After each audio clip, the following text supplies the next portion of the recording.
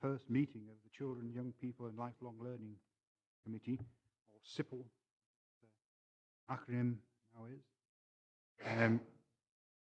As usual, I remind members that the proceedings will be recorded and will be available for public consumption apart from the exempt items. Before we start the meeting proper, we've got, I think, 3 things to do. One of them's, to a certain extent, quite a sad issue, is that this is Canon Robin Paisley's last meeting of, I was going to say the Education Committee, but you made it through the Education Committee, the first meeting of SIPL. So I know you and your wife, I saw the article in the paper, are looking forward to a long and happy retirement, and I think you've deserved it very well, not only for the work you've done on this committee, but for the work you've done in the community generally. So thanks very much for that. And can I give you this card on behalf of the committee and the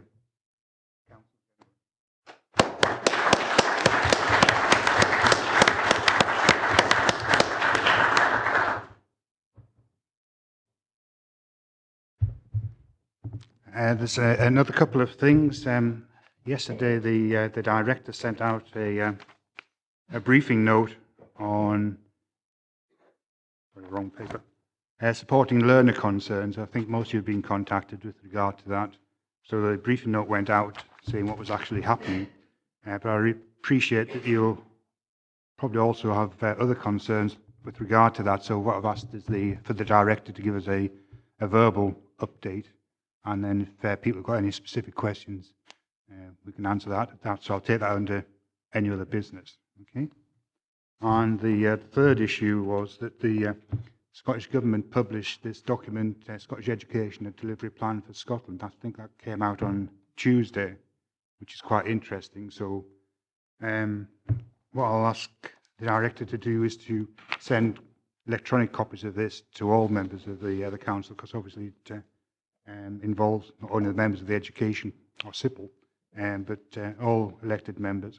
And on the basis of that, because of the Education, Children and Young People executive group have called a special meeting to discuss this, which is planned for the 11th of August in Cosler.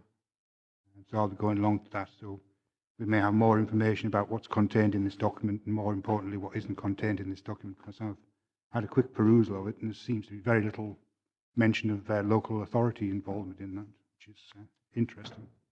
Okay, so if we move to the body of the meeting, Lucy, can I ask you for Sederunt and apologies? Good morning. We have 20 members present, and I have apologies from Councillor Blake, Councillor Ferguson and George Jameson. Not present at this moment is Councillor Ian Crothers, Councillor Karen Crothers, Councillor Diggle, Councillor McGregor and Elaine Dennis. They may be along later in the meeting. Because this is now a new committee effectively, which covers not just education, but also other aspects of the council business, Lucy's got something to say with regard to the parent members, the religious group members and the union members, the teacher members, sorry. Okay, since this has now become Children, Young People and Lifelong Learning Committee, parent members, religious reps and teacher reps may take part in discussions in relation to education matters.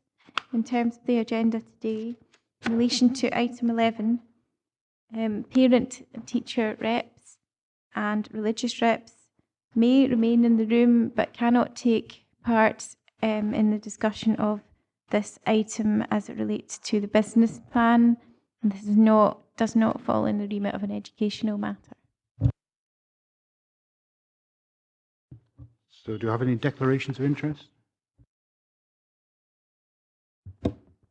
Chair, not sure if I need to declare it or not, but under item 14, one of the schools that's been talked about in that, my children attend, but I don't think it bars me from attending the meeting. No, I think it's just an update. Yes, okay.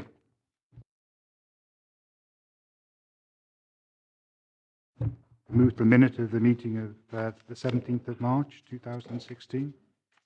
Can we approve that as being a true reflection of business? Right. Okay. Moving on to item 4, Education Services Revenue Budget 2015-16 Outturn. That's on page 5. I think it's Karen who's speaking on this. Is there anything you want to add to the report, Karen? Thank you, Chair.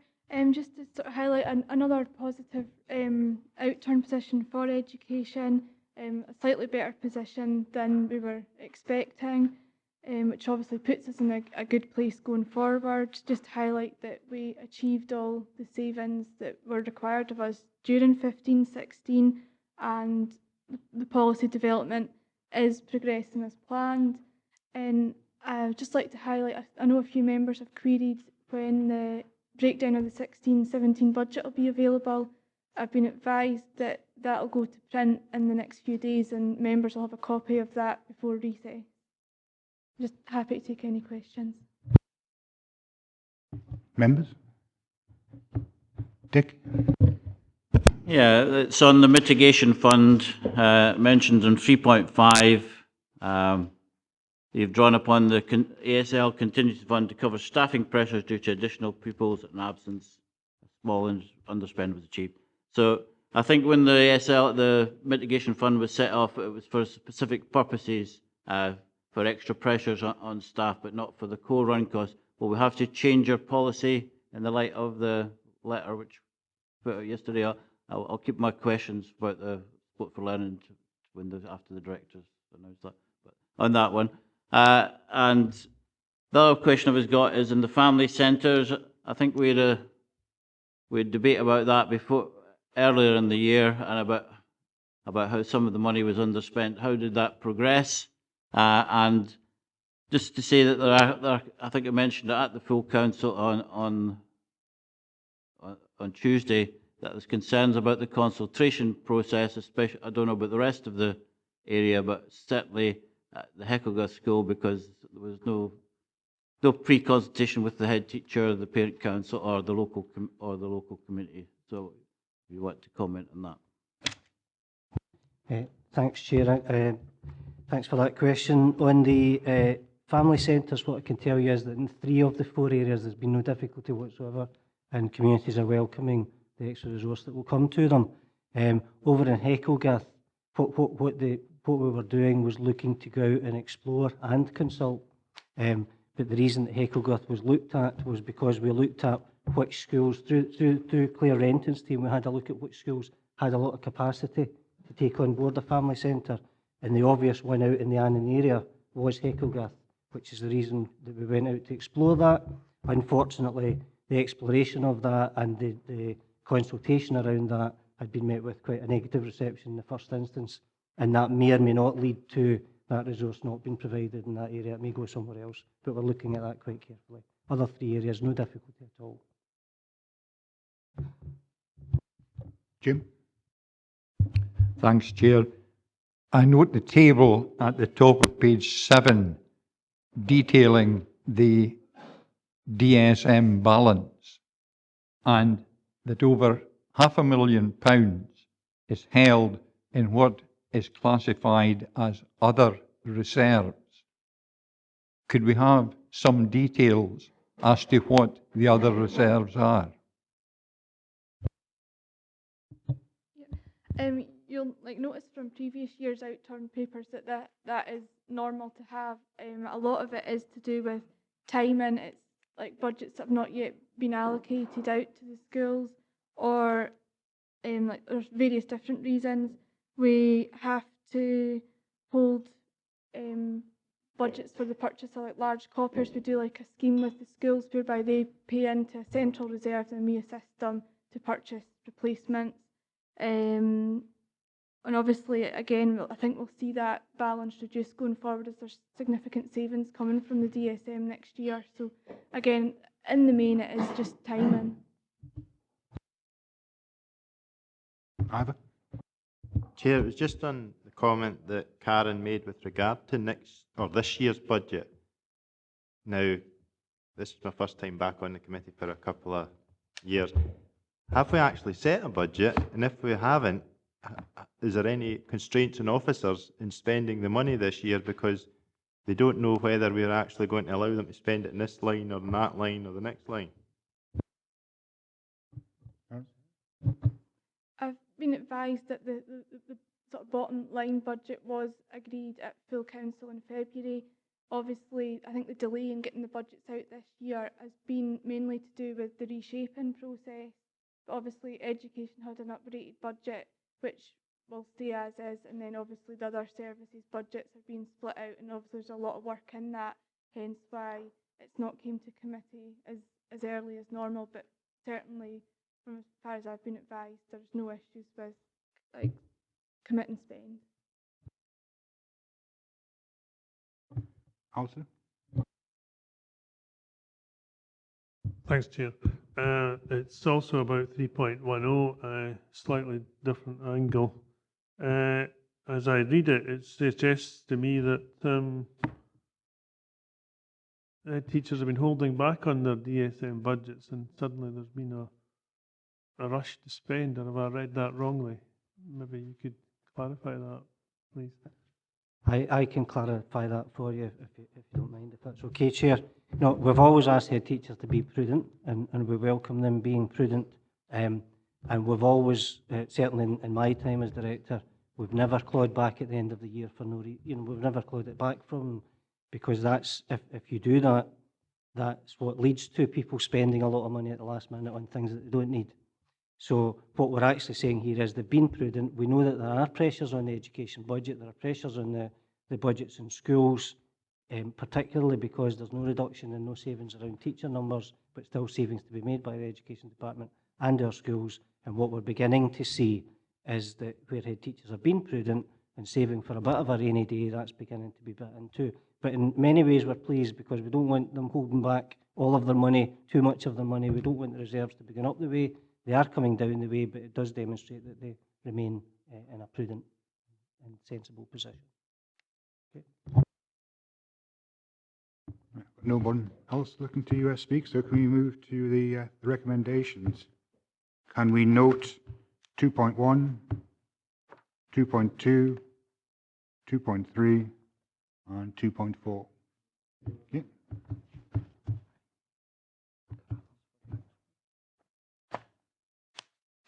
Moving on to item 5, which is on page 19, School Let's Progress Report. And Neil's going to give us an update on this. Is there anything you want to add to the report, Neil?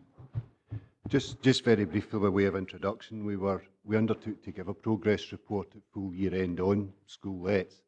As you'll see from the terms of the paper, I'm suggesting that this is the last such update, and that from now on this is updated just in covalent as a matter of course. If we require to, we would bring back specific issues to do with School Let's, possibly as part of the Charging for Services review or other wider areas of work such as Dumfries Learning Town. I don't see a need to continue to update on an ongoing basis on this matter. Colin? Thank you, Chair.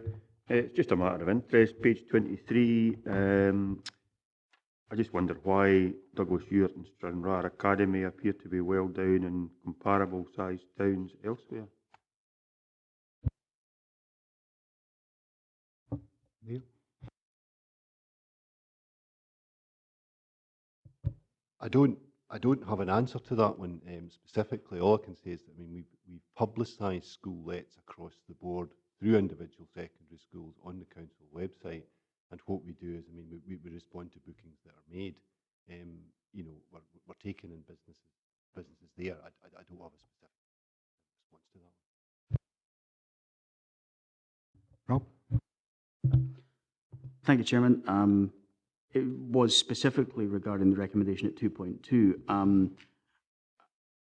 I was keen to find out, I think, what the triggers might be for us to have a future report to committee. If it's simply going to be tracked through covalent in future, or would it come up potentially through the lists of performance indicators that we get? Really just looking for that I suppose, an indication of how we can continue to keep a handle on it if we want to. I'm keen not to be given more work to officers, given the situation that we find ourselves in. But equally, it has been a topic of some considerable interest. So I was looking for what might trigger it coming back to committee in the future. Chair, if I could, what was suggested, I think that's a very reasonable question. We are cognisant of the fact that we now have a SIPO committee, and of course, although this first committee today is nearly all education papers, I think we will start getting reports through that relate to social work, and we will certainly get reports that relate to lifelong learning, leisure and sport, etc. And I suppose we were looking to try and, as often as possible, avoid systematic noting reports so that we didn't have too many papers. But nonetheless, I think if something changes significantly, or if members want to ask some questions that arise from the covalent noting, or in fact even maybe on an annual basis, we could bring a report back rather than as regularly as at the moment. So it is available for us to do so. Yeah. Rob? Thanks for your indulgence, Chairman. Just very quickly, that I think reassures me somewhat. I'd been initially inclined to say that I would quite like to see it coming back to committee, but I haven't got my head around the fact that we're going to get many more reports on a much broader set of things or subjects. I'm just wondering if at some point it's maybe an issue we need to look at in terms of what we currently get that's simply noting and updating, and maybe we need to give some consideration as things settle down to having an overview of the triggers that we might want to set so that something flags up and comes back but doesn't come as a regular updating report. I'm conscious this is all still very early days yet, but it might be a worthwhile exercise. Neil?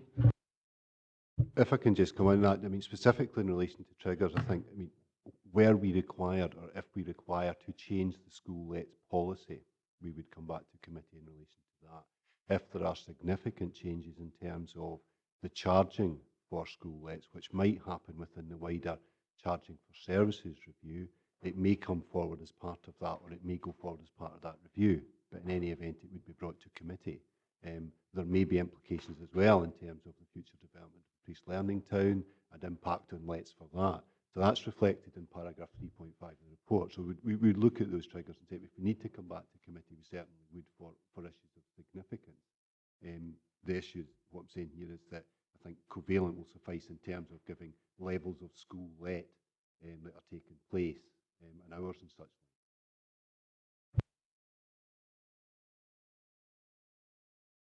Jim? McClune? Yeah, thanks, Chair. It's regarding Appendix 2 and it relates to Councillor Wiper's question. You look at Stranraer, the PPP additional hours usage was 2,440.75 hours. And the actual letting of the school was 254 hours, or 254 and a half hours. Does that mean there's 2,186.25 hours, which if you read below the table for the school lets, that we are actually classing additional hours in these figures for the early opening for cleaning and the late evening use for school for teaching staff, which is actually connected with the school day, they're being included as additional hours. How many hours of that 2,440.75 was actually not connected with stuff that was actually part of the school day, i.e. cleaning the school and actually teachers using the school for marking or whatever?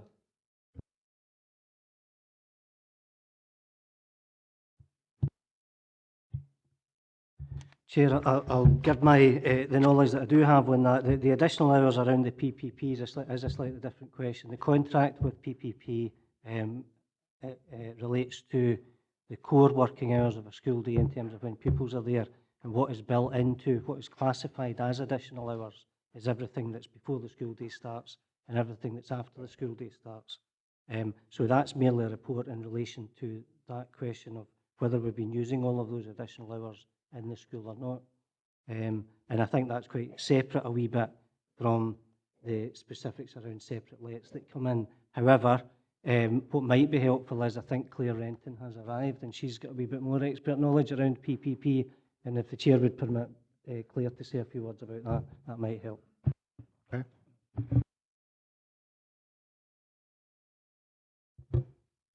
Thanks, Chair. Thanks.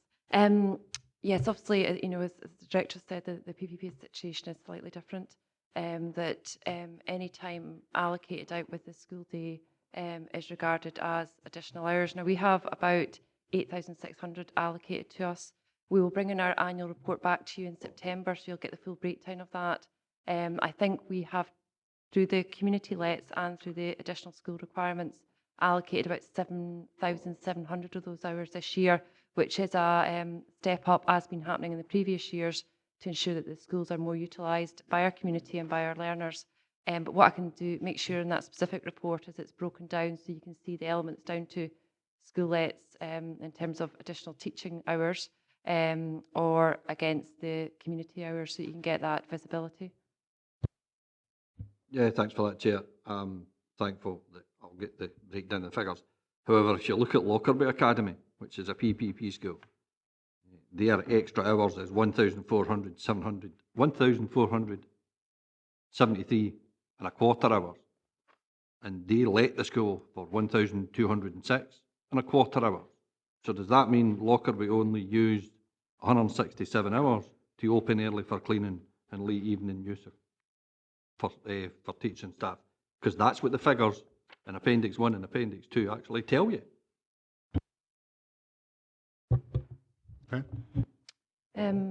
Okay, so the cleaning time is not allocated additional hours because that's something that the developer actually has to do as part of his contract. So it's about additional time that the school may need. So a couple of examples we had recently is if a school trip has arrived back late, then we've allocated hours to ensure that school is open so that the parents can meet and the children can come back to that school environment. In terms of the breakdown of that, so the total you've got is the 1,473. What might be useful as part of our paper back to committee in September is to do an analysis to give you that visibility to see why have we got proactive and why are they got an increased number of hours. I recall, and again, I've not been prepared for this, so apologies, but Lockerbie are particularly proactive around the sports and the sports hub model. And I think you probably saw a previous paper whereby there was initially challenges about making sure we had good access there, but we're working very effectively with leisure and sport now to make sure there's actually staff allocated to that school and encouraging the community to use it proactively. So you're probably seeing the output of that, and that's explained why you've got the high number of hours there. Okay, so that will be clarified in the September report. Okay. Jim Dempsey.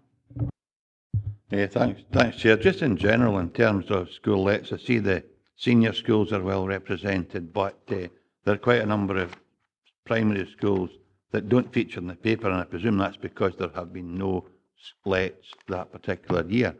And I thought we were actively, and I know you can take a horse to the water, but can you make it drink? But I thought we were actively promoting the use of school buildings. It would appear that for whatever reason, some communities are not taking advantage of that. It'd be interesting to know, and I wouldn't want any particular large piece of work done, but if there's a particular reason why that's not happening. In terms of operating this, what we would try and do, or the position that we're moving towards, is that in an area, if there's a school let comes in, these are managed through administrative staff that sit within secondary school settings. So we will try, where possible, to use a PPP school so that we're making best use of the hours for which we're paying for. What we would then do is we would use another secondary school or a secondary school setting, non-PPP in an area, and then failing that into big primaries. So what we're trying to do is to maximise the use of the best premises we have. But we are responding to, I mean, if people come to us and want to book a specific school, a specific primary school, we would look to honour that. I think what this reflects here in the primary outline is just what has come in. Just for absolute clarity, and I think I understand what you're saying, if an application goes into the primary school and there's a senior school in that catchment area, it would be directed to the senior school rather than utilise the primary school, even if the request initially was for access to the primary school. We would talk to the person that's wanting to make the let to see if it's appropriate to have it at the secondary school. We would honour it at the primary school, but it may well be that it's better suited to the secondary school. they will be coming to the secondary school anyway, because that's where the administrators that manage school, the front end of school lets sit. So we have allocated hours within each secondary school setting to manage this, not at each individual primary school. So they'll be routed through the secondary school anyway. So it may well be that it's better to have it, for instance, in Anchor Academy as opposed to the primaries there. But if there's a specific wish for the use of the primaries, we're not saying we're barring that. Aye, that's And Jim McComb? Thanks, Chair. Just in the back of what Councillor Dempster has been saying, the most striking thing in these tables is the enormous variation between one school and another.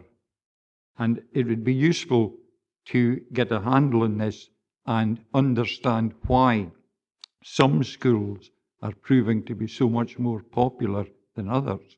As Councillor Dempster has said, there are some schools which don't actually feature on the table at all. And it really would be useful to know the reasons for this variation. Well, if you want to say something, Neil, but obviously that's something which can be covered in the September report as well. Yeah. I mean, I was just going to add to it, I mean, just to reflect what Claire has said. I mean, in terms of Lockerbie Academy, there's a block booking there at point 3 in that appendix by Leisure and Sport that use that facility quite heavily. So that's reflected in the Lockerbie Academy figures. I have nothing else to add in terms of why individual schools are popular or not. Chair, could I also add, I mean, there may be an opportunity to demonstrate our versatility in September, because there may well be a chance then to look at the fact that we are a committee that looks at leisure and sport as well. And obviously, it's what's generated for the schools as opposed to what the schools are generating quite often. It's a question that you're asking. Why do some things come in and some things don't? So there's a good opportunity to combine that with our leisure and sports colleagues to have a look at why the numbers are the way that they are. Thank you. Ivor? Chair, it's just with regard to 3.2. The 64,452 cover all the costs that are left, i.e. the administration, wear and tear and additional energy usage. Is it profitable to us to have these school lets, or do we run them at a loss, or is it a break-even position? Neil and Claire indicating she wants to speak as well. It's a very difficult question to answer at the moment. I mean, in going out to consultation in this report and working with colleagues from other areas of the council, we were minded not to say that the 64,000 is straight profit. How you ultimately calculate wear and tear across the school estate, or indeed calculate energy use across the school estate attributed to lets, can become quite complicated, because we have different energy tariffs at different times of the day, at different times of the year. So, you know, that's a nominal sum at the moment, but I can't actually at the moment say whether it's, you know, whether that is a straight profit, whether we're operating, you know, at a break even. Sorry, and thank you for letting me come back again.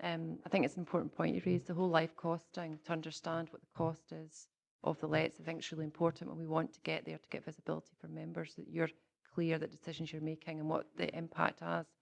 So what we're doing is we're collating the data just now, and we're creating models to look at the whole life of a product, so we know how much it costs for a primary, not for every single individual primary, but a primary model, say the cost of that facility per hour, so that we can work towards actually getting an understanding to you about the cost of opening a facility for 2 hours, and that's on a whole life basis. So we need to assume energy, wear and tear, as well as the staffing and everything else, so that when you're making decisions, you're very clear about, you know, are we subsidising this let? You know, what is the additional cost to it? My sense is we're not fully recharging the whole cost of it, and we are taking the responsibility of having the lets in our building, which is completely understandable because we want to promote public assets for public use. But I think you're absolutely right in terms of we need to work towards getting that full picture to you. Colin? Thank you, Chair. It was just about the September report. If we could possibly exclude the hours in Appendix 2 for cleaning and any other things that are going on in the school before or after. It really to me, doesn't have any bearing on the school lets figures at all. I mean, this report is about school lets. I don't really see why cleaning, etc., is even mentioned in it. So I think it would make it easier to understand in September if that was totally excluded and it was just down to lets to community, to leisure and sport, whatever. Good. Yeah, okay. Do that. Okay, I've got no one else indicating they want to speak, so can we move to the recommendations? Can we note 2.1, and with 2.2 can we agree, but can I just say the word covalent figures largely in this, and I know a lot of members don't use covalent, I speak for myself amongst them. I see a lot of shaking of heads as well. So is there another way in which you could actually provide updates by email, for example, to members? That would make it a lot easier from our point of view anyway. Yeah, I think we could be proactive and send out a briefing for all members. And also in relation to trying not to generate too many noting reports, given that Claire will be bringing a report on PPP, it may be that we could include a few paragraphs there around the wider let situation in the same report. Okay. So with that in mind, can we agree 2.2? Yeah. Yep. Moving on to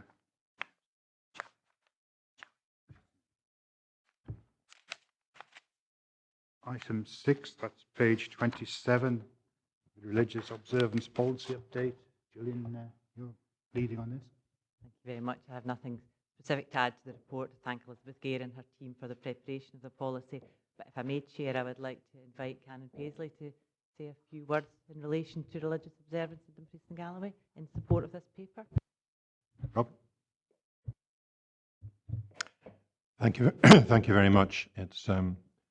I'm very pleased that this is on the agenda on this, my last meeting. So I'm very happy to offer a few last thoughts. I would particularly want to support these recommendations very strongly, particularly the clarification that in the terminology from religious observance to spiritual development and time for reflection. I think if we start using those latter pair more, that will help in going forward. I believe these aspects, spiritual development of individuals and indeed the community, is very, very important for the health and development of individuals and communities. And I think there's a link with healthcare, and I've also made a contribution in that regard. And I think the reason for the importance of these aspects directly relates to my and my two colleagues' presence here. Because when the church's schools were handed over to the local authorities almost 100 years ago now, these aspects were largely expressed via religious language. Now that's declined over the last 100 years, but still over 50% of our population would say that they have a faith and express these matters in that language. So the language of spiritual development and reflective practice, I think, is the currency of today. And we've got to move to use that and understand it. And I think this authority in particular has done more than many others in getting that message across to teachers and to school communities. And I would like to applaud what has been done in the last number of years, particularly the events that Elizabeth and Gillian and her colleagues have organized. However, this currency, as I've used it, about spiritual development and reflective practice is quite difficult to measure. And the items which directly relate to numbers in the budget can't easily be seen in relating to spiritual development. Now, in health and social care, there are research projects to actually quantify this now. And I wonder whether a similar research project within the field of education might be wise, so that there is hard evidence to show the benefit of what these contributions these make. So my final words really is to urge officials and councillors to find ways in which these important aspects, that spiritual development and reflective practice, can be protected from decisions that are made on the basis of money alone. And I think the community assets of churches and faith communities in general continue to be a significant asset that can be brought in on a voluntary basis, so it doesn't cost money. And one final example and plea. One of the things I've been doing in my work in schools is to try and help develop the language of spiritual development, which used to be in religious ritual. But one of the things that's common is music. Music is one of the ways, I think, where we reach in to the heart of an individual. And if you sing in a community choir, you build a community as well. So can I please ask you to protect that particular aspect of our spiritual development, our musical life? Thanks very much for that, Robin. Gillian, anything you'd like to say? Okay. Yep. Just briefly I think it'd be appropriate to acknowledge Robin's part in development of the policy, pushing Willie and I ahead. We don't vocalise a lot in this committee because a lot of the stuff is political, economic, but a lot of work has been done in the background, and Robin is quite right to highlight the role that D&G have taken. I think it would be fair to say, Gillian, we have gone ahead in this authority with regard to this policy, and also the events and the conferences that have taken place, not insignificantly because of Robin's push and drive in the background. So I'd like to just put a record of appreciation by Willie and myself for that background work and that background stimulus. Thank you. Thank you, Robert. I think that echoes the sentiments of the entire committee as well. Alistair? Thanks, Chair. I commend this report. It has clarity and very impressed by it. I hope that it will be read carefully by all the schools and head teachers.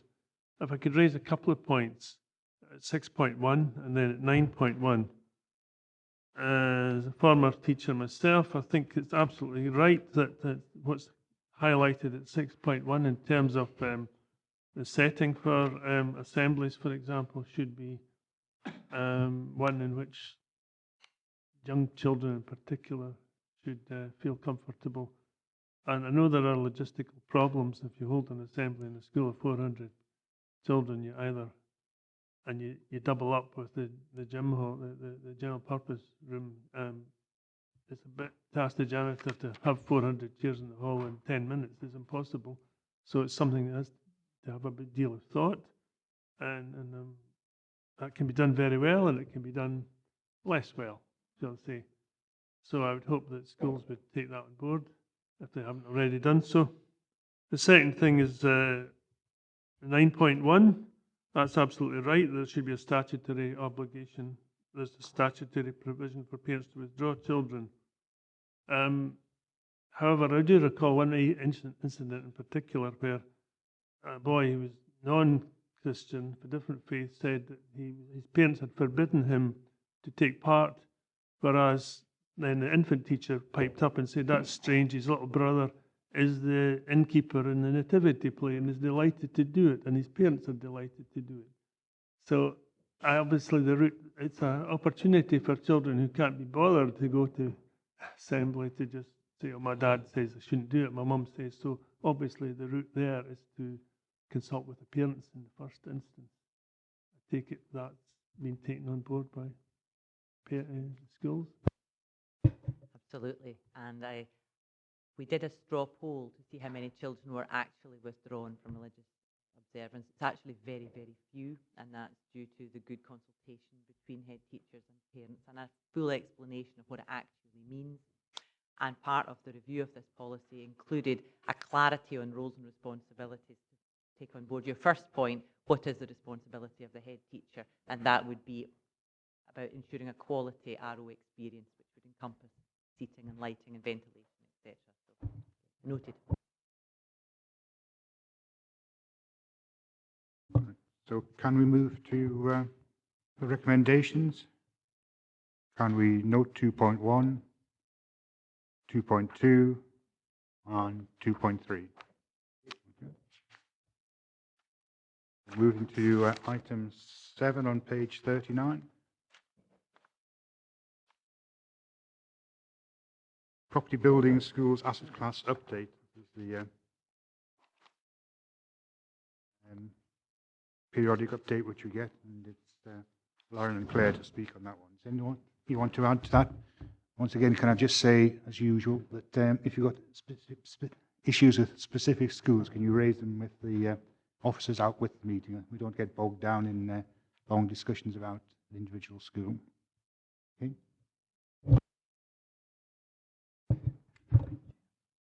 I'll throw it open to members. Rob?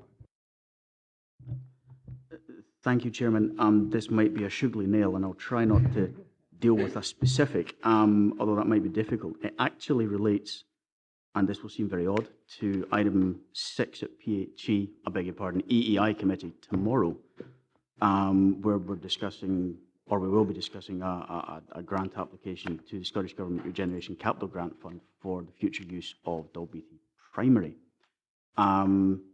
Caused some personal embarrassment, in as much as I think, in common with other ward members, we didn't know anything about it, and had hence been encouraging the community to think about potential uses for that property when it becomes potentially surplus to requirements. I don't particularly want to dwell on that because people showing initiative is frankly a good thing. It just would have been nice to have known. The issue I want to raise is that there are clearly, from the proposal in front of that committee, at any rate, young people and lifelong learning implications, or rather, much of the purpose of the proposal is lifelong learning focused, as far as I can see. Going forward, I'm just wondering how we will make sure that we kind of tie these things up a little better. I know it's maybe not strictly related to this report, but it is nevertheless one of our assets. It's a future use of one of our assets. So if you would entertain the sugary nail for me, I'd be grateful for that being taken on board. Okay. Thanks, Chair. Thanks, Councillor. I appreciate the diplomatic way in which you've conveyed that piece of information. Thank you. Absolutely agree with you in terms of we need to be coordinated as a directorate, which is why the director's taken the step of setting up a project board for our directorate, so that all key projects and applications will get coordinated through that board, and that board will come live in August now that the structure's been populated. But just to give you reassurance, we note the item that you've raised and mindful of that and apologise for that. And to give members reassurance that any properties that are declared surplus will go through the full process as per council requirements. We will declare them surplus, we will review them for any requirements with Property and Architectural Services, and obviously work closely with communities to ensure that the right use is found for these properties, which is going to support a thriving community.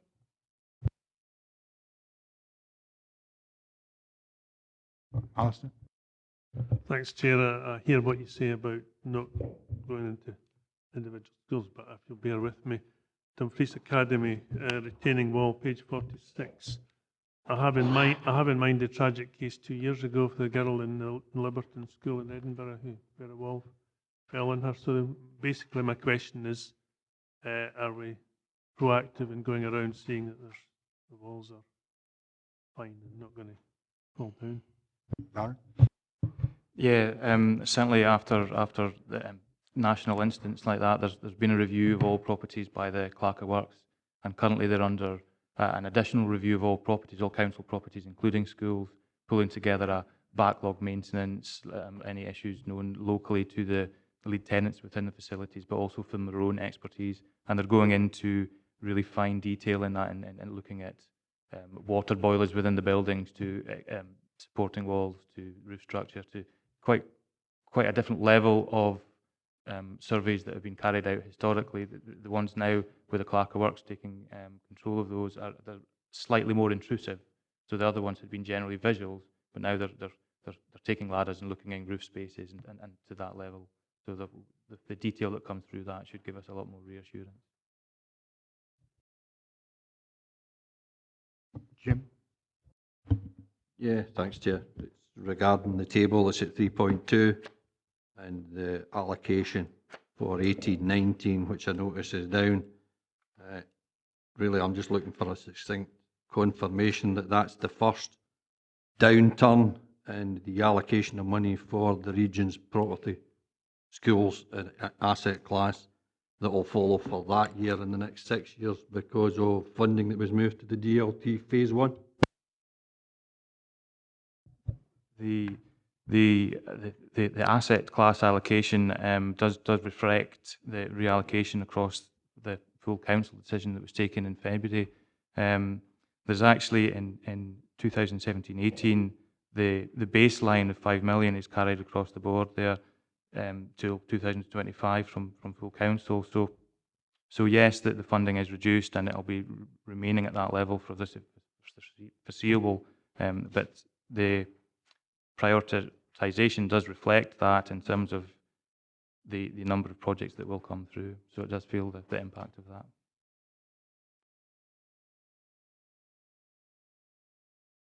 Can we move to the recommendations? Can we note 2.1, 2.2, 2.3, and 2.4? Okay.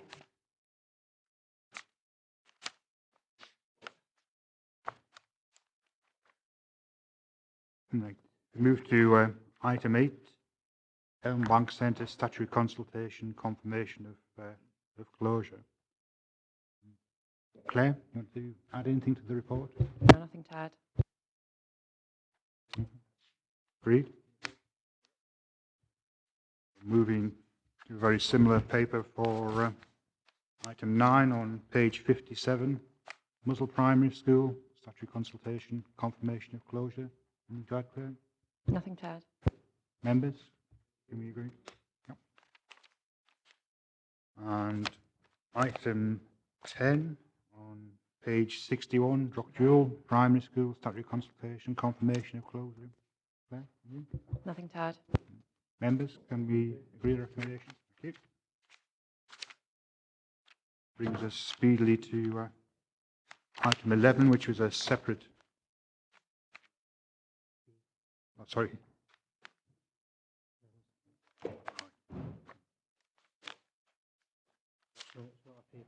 I'm going to give an update. Yeah, I know.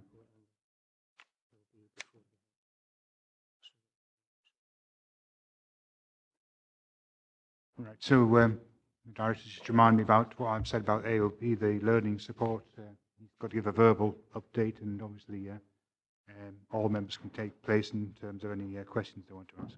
Colin? Okay, thanks, Chair.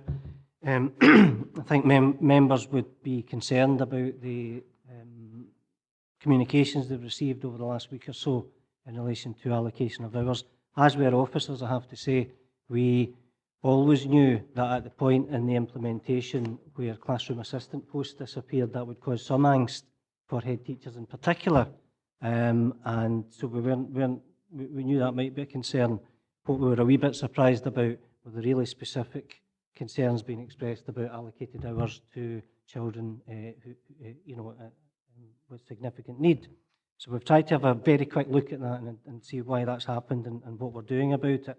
And I just wanted to try and give you an overview of the reasons for that and what we're going to do about it. I think that's a bit about the timing. The timing of the allocation of support hours and other hours has been later this year than normal. And that's for a range of reasons. One, we've got a brand new team in place. Members will be aware that through the council's restructuring process, Andy Patty, who'd been the overall lead, and John Kaywood, who had a very significant role to play, both retired at Easter. We've got a new team in place. We have also been conscious that in terms of the overall council savings that have to be made and the push around ERVS, even though posts might need to be replaced through bump redundancies, for example, that we wanted to wait till the ERVS agenda for this session had completed. And thereafter, we looked to allocate hours and allocate staff. Now, so the timing is such that was only confirmed a few days ago, and that's why things have come forward fairly suddenly to us. But to just maybe take you back a wee bit and take an overview, hopefully you've been able to access the attachment that we sent out yesterday that gave an indication of the overall picture. But just my own reflection would be, one of the challenges with any 3-year implementation of a service review is that we agree it a couple of years ago, and although there are difficult things to happen, say at the end of year 2, it's quite easy for people out there, particularly staff and parents, to maybe forget what some of the implications were. At the same time, this has been about realigning hours, this particular part, And because we've been taking account of some historical over-allocations, then what that has meant is that in some schools we have winners and losers in terms of hours. And I confirmed that I happened to meet with John Dennis this morning around this issue. He confirmed that all of his research in schools had recognised that some schools had increased hours and some had decreased. So you won't be hearing from the winners. So some are up and some are down. The realignment is not as smooth as we would have wanted to because, again, some of the voluntary ERVS staff who are leaving the service are not all from the right areas that you would want, and it's not always easy to move people across immediately. So when you consider all of those different things together, and in addition to that, the fact that the head teachers are only getting used to trying to use the hours that are allocated to them in a way that's creative, to use a mix of direct support and universal support, and we need to work through that transition. All of those factors have come together in terms of some schools feeling they've lost quite a lot of hours, and indeed some parents being a bit worried that that's going to affect the most vulnerable. I would remind you, and it says it in Hugh's paper, this is about actually targeting the most vulnerable, so we just need to work that through with the head teachers with the hours that have been allocated. But, and this picks up on Councillor Brodie's point, you will recall that the council set aside a mitigation fund for precisely this moment. It was for precisely when, if as we realigned and changed how the service worked, there were any schools or pupils who were disproportionately affected, we'd be able to access that mitigation fund in order to provide some additional support to get us through that period as we put all the pieces of the jigsaw in place. The team are working hard on that at the moment. We'll be sending responses out individually to all the parents or anybody who's contacted us, and we would look to come back to you with a further update briefing before the new term starts. I've already arranged to meet the unions, for example, just before the new term starts, and I'll get a full update for you at that stage. But that's really the background to this. Thank you, Directors. Any questions? Colin? Thank you, Chair. If the Director could just spell it out in black and white for the thickle here, does that mean that rather than assistants being based in schools as they were, that there will be an allocation of hours to a school and teachers will come in or assistants will come in for that X number of hours per week? So, and my second part, is there actually an allocation table made up that we can refer to? The answer is yes to both of those. The slight complication is that ASL staff always moved around in terms of the needs of the school. So the schools bid might not be the right word, but they fill out a matrix of need, and the schools are then allocated a number of hours for learning support. Okay?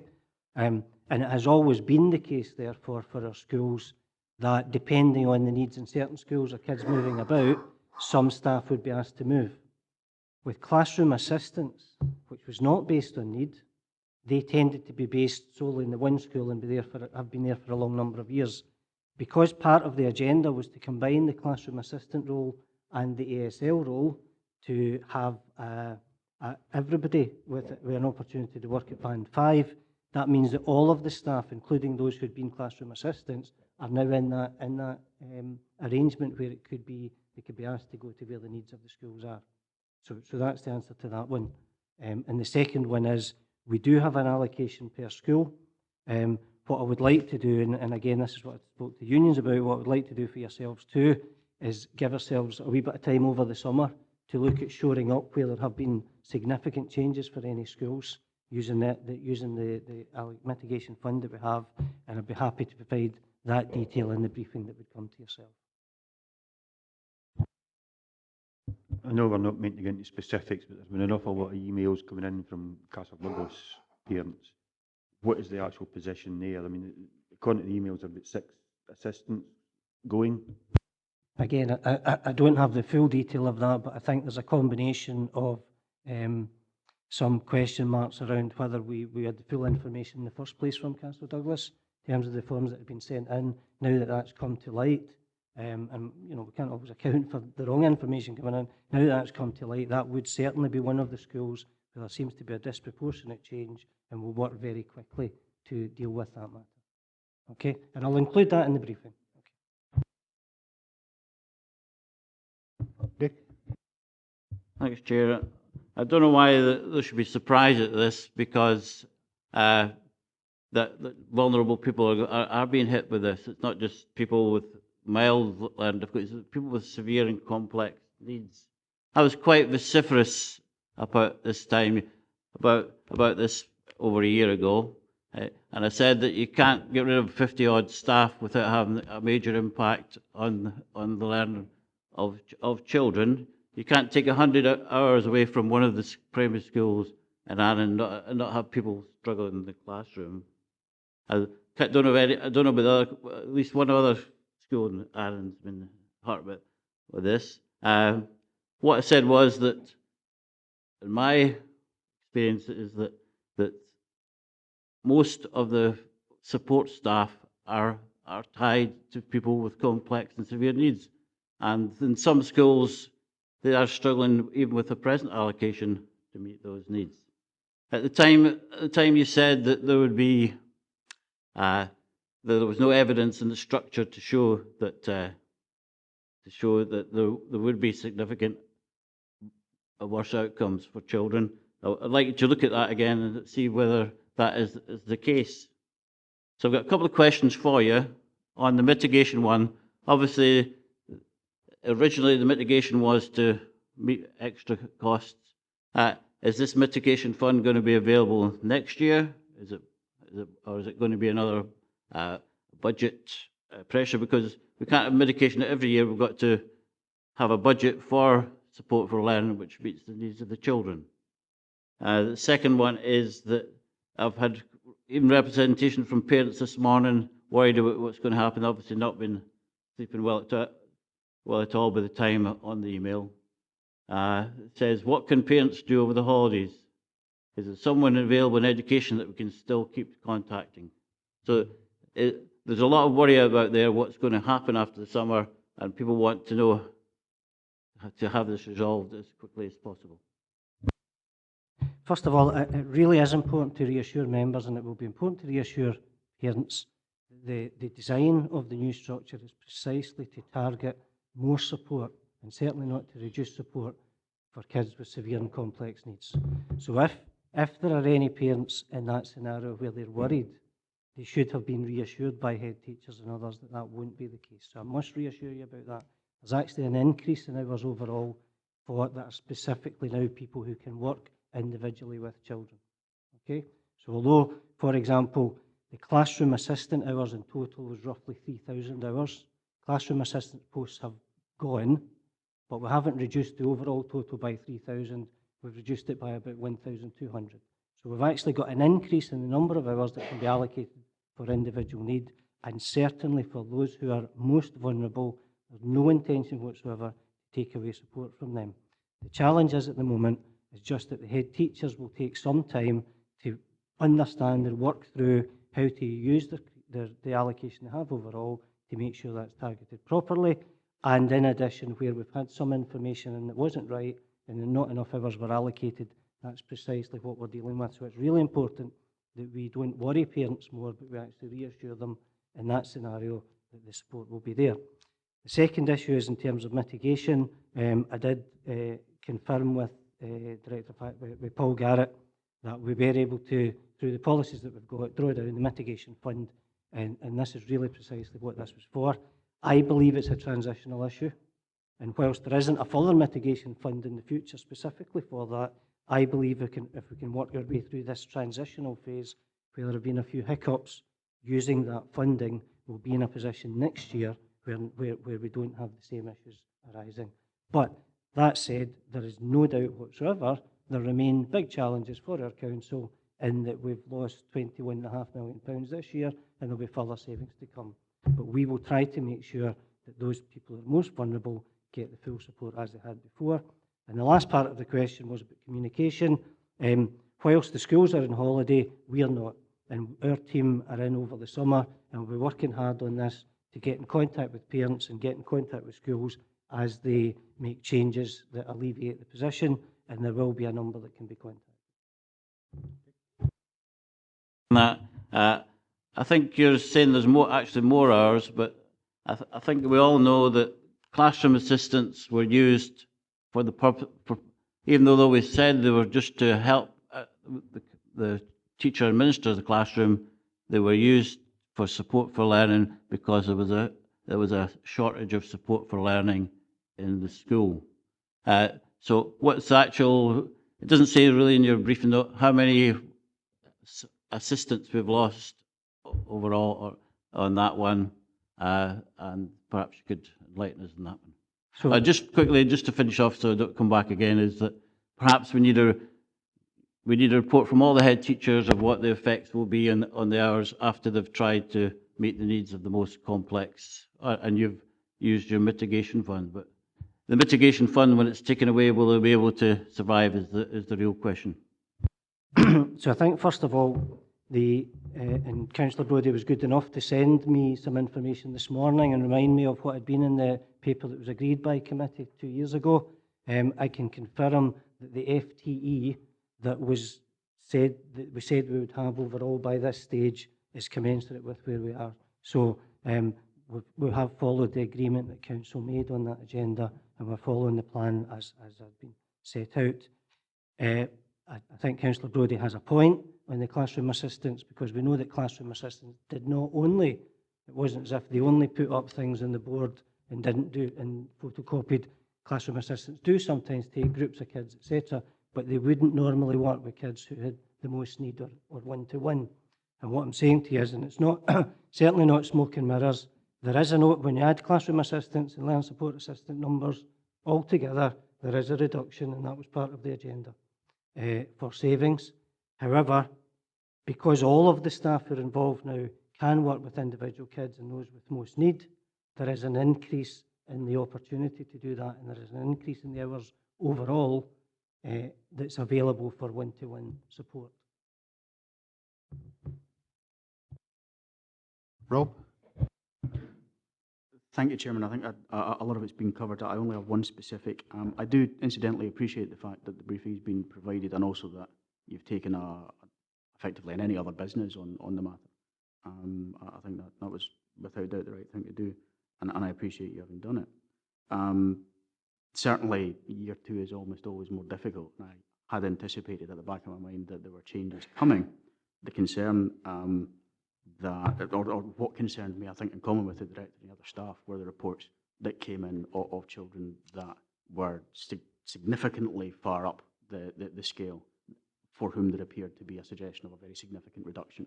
And that was not what we had expected, I think, when we were looking at the whole ASL review, very much as the director has explained. The question that I want to ask effectively is, I absolutely appreciate and support what the director is doing over the summer. I think that sounds like exactly the right thing to do. I just want to be sure that we can be in a position, insofar as possible, to know what the position has become before the schools go back, at the same time as the schools go back. And I think more importantly, that we can be certain that we're doing everything we possibly can.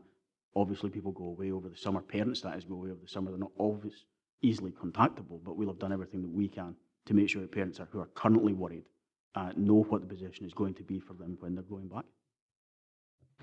Thanks. Yes, I think the thinking was in sending the briefing out to members that you had that available for anyone who contacts you, and we're absolutely happy for you to share that with any parents in a proactive sense.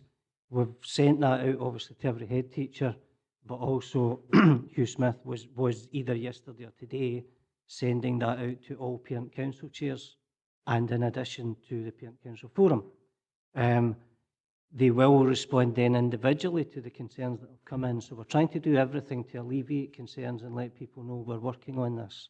I also absolutely agree that it's incredibly important that members have the updated position before the new term starts. So we will give a sort of detailed briefing, including the sort of questions and numbers and allocations that you've asked about, in advance of the new term start.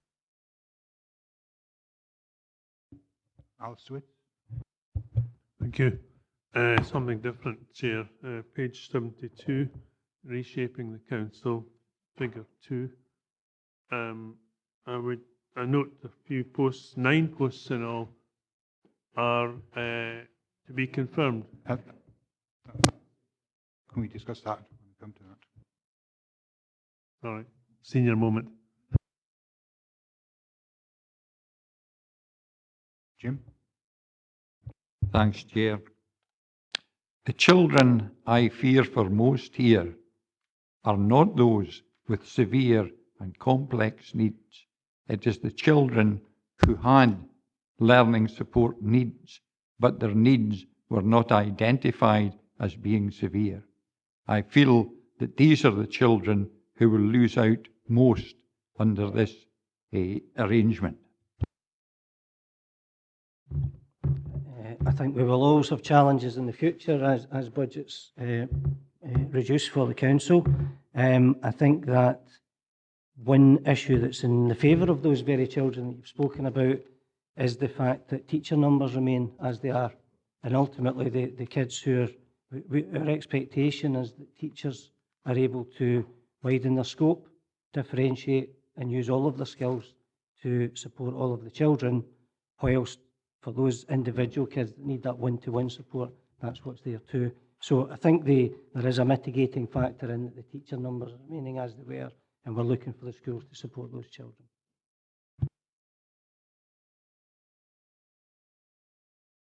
Okay. No one, oh, sorry. No, this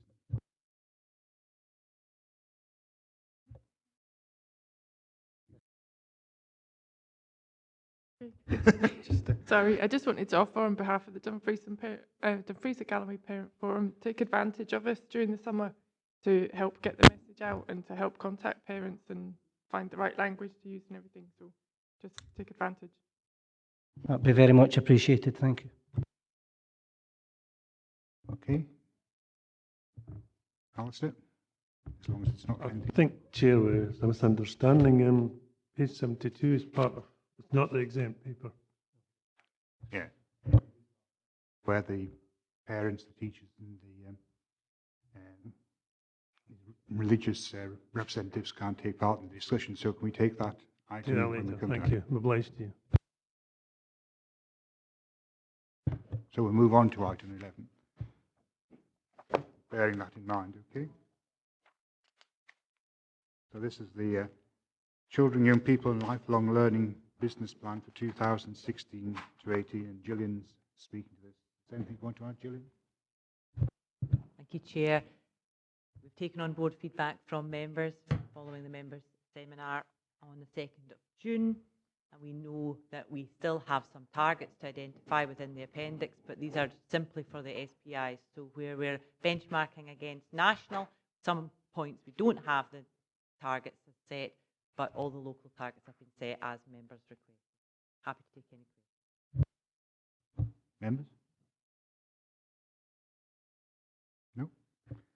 Okay, can we move the recommendations? Can we agree the SIPL business plan for 2016 attached as Appendix 1? Yep. Can we note 2.2? And can we agree 2.3? Yeah. Okay, okay.